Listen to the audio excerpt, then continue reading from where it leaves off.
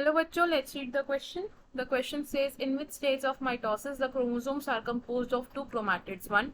Prophase and metaphase. 2. Anaphase and telophase. 3. Prophase and telophase. 4. Metaphase and anaphase. तो question में हमें बोला है कि माइटोसिस के कौन से स्टेज में जो क्रोमोसोम्स हैं वो दो क्रोमैटिड्स की फॉर्म में एग्जिस्ट करता है. तो सबसे पहले क्या करेंगे, हम इस क्वेश्चन में की कॉन्सेप्ट को समझेंगे. इस क्वेश्चन में हमारा की कॉन्सेप्ट होगा माइटोसिस. माइटोसिस क्या होता है?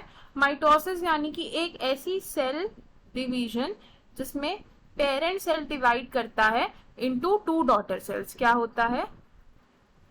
पेरेंट सेल डिवाइड करेगा इनटू टू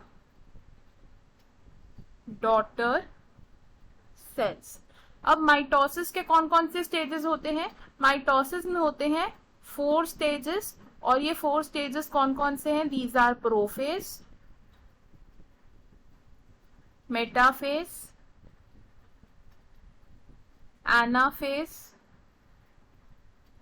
और टीलोफेज. तो सबसे पहले क्या आता है? प्रोफेज.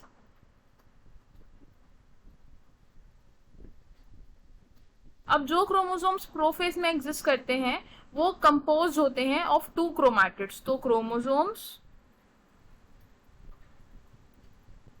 आर कंपोज्ड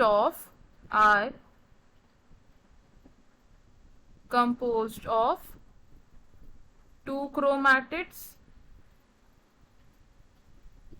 और इन दो क्रोमैटिड्स को अटैच कौन करता है? एक सेंट्रोमियर करता है. नेक्स्ट स्टेज क्या होता है हमारा? मेटाफेज. जो मेटाफेज क्रोमोसोम्स होते हैं ये होते हैं in the form of two sister chromatids जिनको एक सेंट्रोमियर होल्ड करके रखता है. Two sister chromatids held by a centromere. अब मेटाफेज में क्या होता है कि ये जो क्रोमैटिड्स होते हैं ये क्या करते हैं? अलाइन हो जाते हैं to the metaphase plate. Align to metaphase plate. Next stage is anaphase. Anaphase में क्या होता है कि जो दो सिस्टर क्रोमैटिड वाला क्रोमोसोम होता है वो स्प्लिट हो जाता है. क्या होता है इसमें? Splitting of chromatids, which means जो क्रोमोसोम्स अभी दो क्रोमैटिड की फॉर्म में एग्जिस्ट कर रहा था अब वो स्प्लिट हो चुका है, और ये सिंगल क्रोमैटिड्स क्या करते हैं? मूव करते हैं टू ऑपोजिट पोल्स. एनाफेज के बाद कौन सा स्टेज आता है? टीलोफेज आता है. जब टीलोफेज आता है तो क्या होता है कि जो क्रोमोसोम्स होते हैं वो अपनी इंडिविजुअलिटी खो देते हैं. क्रोमोसोम्स लूज इंडिविजुअल आइडेंटिटी, और साथ ही साथ क्या होता है इस स्टेज में? जो न्यूक्लियर एनवलप डिसोल्यूट हो गया था वो रीअपियर हो जाता है. न्यूक्लियर एनवलप अपीयर्स और डॉटर न्यूक्लियाई फॉर्म हो जाते हैं इस स्टेज में. डॉटर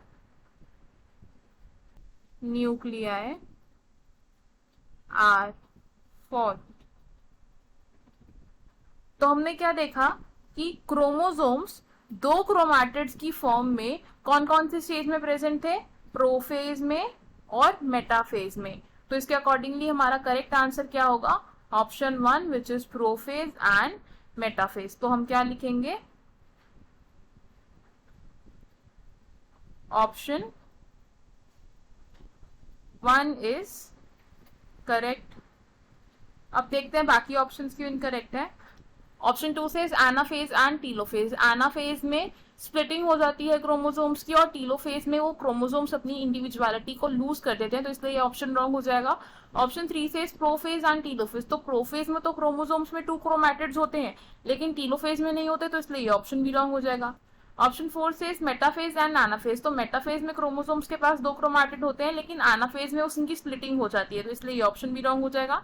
एंड हमारा करेक्ट और फाइनल आंसर क्या होगा? Option 1। I hope you understood it well. All the best, thank you.